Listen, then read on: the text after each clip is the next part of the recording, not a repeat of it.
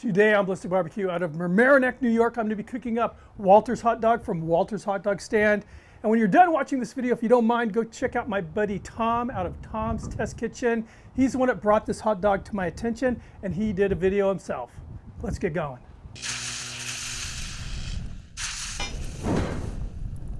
In 1919, a gentleman by the name of Walter Harrington opened up a little hot dog shack on Boston Post Road in the Westchester area, Westchester County of New York. Business was good. He was selling a lot of hot dogs, a lot of apple cider. So in 1928, they decided they were going to up their game. They built this beautiful kind of pagoda-shaped building to sell hot dogs from. And the rest is history. Generations of Walter's family have been running this business ever since. Still family owned, and it's just an awesome story. I hope it goes on forever. Kind of seems like it will. One of the things that makes their hot dogs kind of unique is the way they're cooking them, but then also they serve up an option of a, they call it a mustard mix. And I actually bought their mustard mix. Bought it off of Amazon. It was a little over $8, and with Prime it was free shipping, so that was a decent deal. And you can see it's, you know, basically with a brown mustard, but it's a lot kind of a, more of a beige hue than the other mustards, spicy brown mustards you see.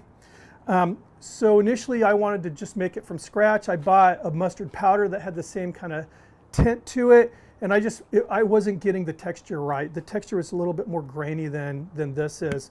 The ingredients in this are very basic. When you look at the ingredient list, basically what it boils down to is spicy brown mustard and sweet pickle relish and then some spices. So I'm just going to make a simple hack. I already made some of this earlier, just testing it. And although it's a little bit different in appearance because this is spicy brown mustard, it has, you know, the grains in there, that this, you really don't see the grains in this. The flavor, I think, is pretty spot on. And so this is, I bought this brand just simply because of the color. I think it's actually made in Canada.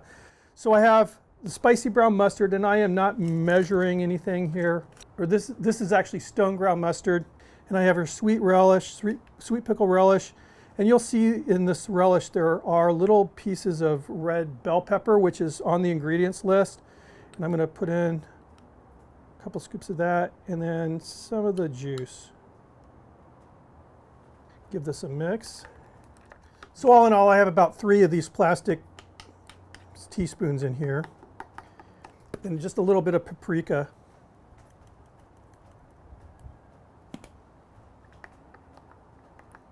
Get that stirred in, and this is about 1/2 of a cup of the mustard and probably a 1/4 teaspoon of that paprika. And that's all there is to it. Easy stuff. Let's get cooking these dogs. So I actually purchased a pack of 12 hot dogs from Walter's, and it's facilitated through, the shipment is fulfilled through Goldbelly. The smallest quantity I could purchase was 12 of these hot dogs. You can see diameter-wise, they're pretty small hot dogs, and they're also a very light color. Now, these are a blend of pork, veal, and beef, and I think, you know, with the veal's usually pretty light color. I think that's why. But because hot dogs with a veal added are very difficult to find, I wanted to buy them from the source to get the real experience.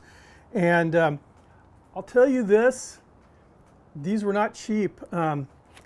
Purchasing them through Goldbelly and shipment out here to San Diego, I'm almost embarrassed to say, but this was like a $70 purchase right here. Let's cook these dogs. So I'm using the Wildfire griddle today. This side I have on medium high. This side I have on low. This side will be used mainly for keeping those buns nice and warm and toasty. So one of the unique things about this cook is we're using butter. I have clarified butter I'm laying down here.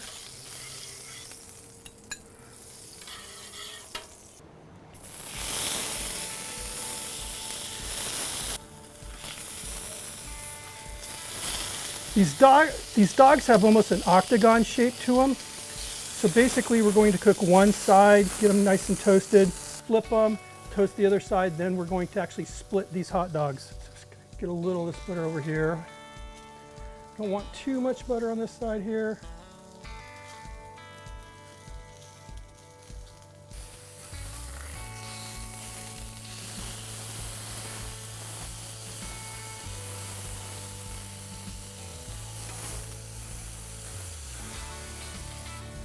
buns down.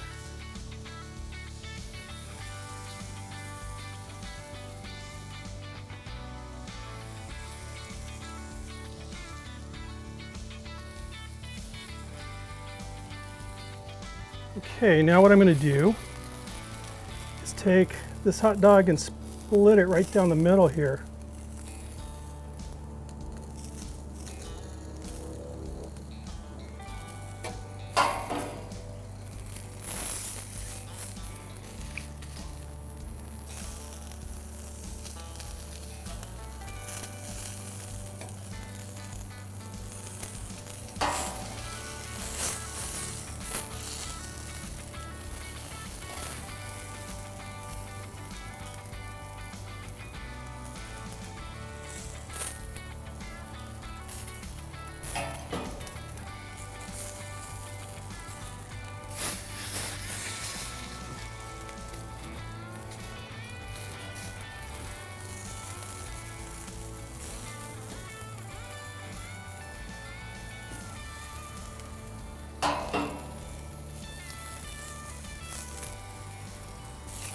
I'll get these face down.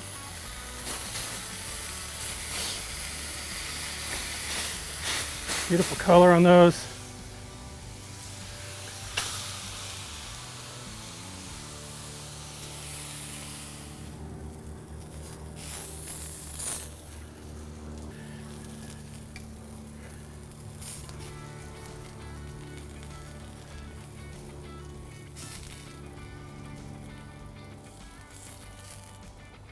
All right, let's build these.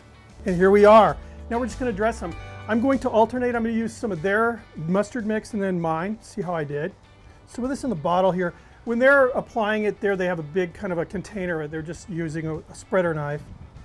But I'm going to go ahead and just lay a bead down the middle there. I'll take a spreader. I'm kind of flattening them out because that's the way they look there. Very flattened out. This hot dog here, that cooked meat's got a gorgeous color. Take some of that homemade spread that I made, just lay it on. There's, and I'm using 2 different spreader knives for anybody that won't be wondering, and mine. 2 of these hot dogs are for my son and my wife, by the way. And here we are, Walter's hot dog from Walter's Hot Dog Stand in Merrimack, New York. Let's give these a go. So this will be theirs first, and you can see, like I said, they're flat. The way they roll them up, and I guess because of the buns are fairly steamy from the heat of the griddle, they end up very flat. And then, of course, the hot dog itself is very flat because it's been butterflied, I guess. Really good. Hot dog is really good. The dog itself.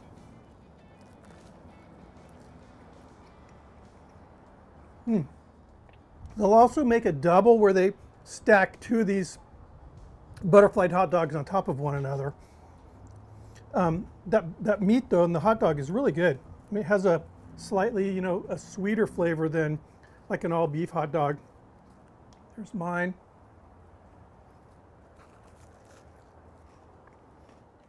Like I said, it doesn't look exactly like their mustard spread, but it sure does taste a lot like it.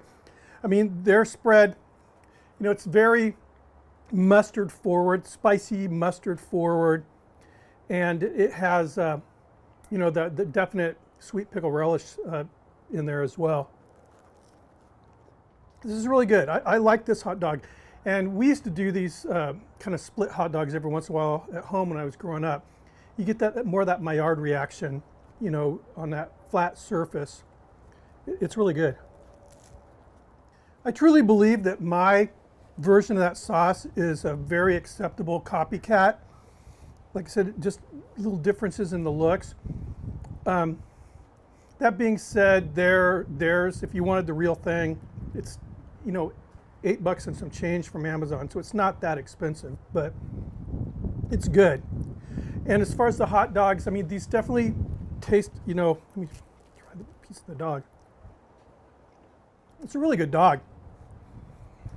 Do I think that that's necessary to have a really good tasting hot dog experience? No. I mean, I think any high quality dog would be great with this technique. It is kind of cool using the dogs they're using, but boy, oh boy, at least for me, it was not cheap. I'm sure, you know, a state closer to New York, I mean, I'm at the complete opposite end of the country here. So this is good. I had fun, learned something new. So it's a win-win, I hope. Anyway, guys, thanks for stopping by. Keep those suggestions coming in. I'm getting tons of hot dog requests, and I appreciate that. If you're not subscribed, please at least consider hitting that sub button, ringing the notification bell, thumbing up if you liked it. And I will see you on the next video. Cheers.